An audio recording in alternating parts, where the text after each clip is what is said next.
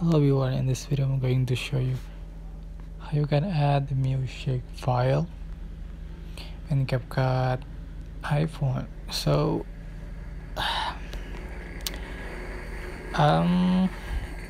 to add the sound, you can select the audio, select sound, but you cannot find the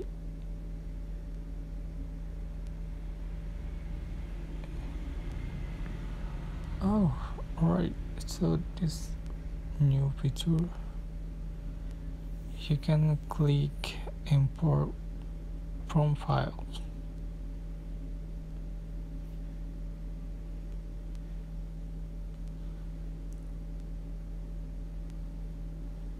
Alright, you can click import from files and select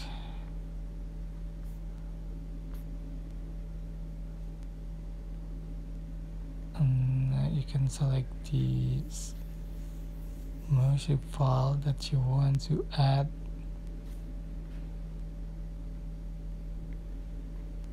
Just click add icon. Alright, that's it. I hope this tutorial was helpful for you. Don't forget to like, comment, share, and also subscribe. If you have any questions, please leave in the comment section below. Thank you so much for watching.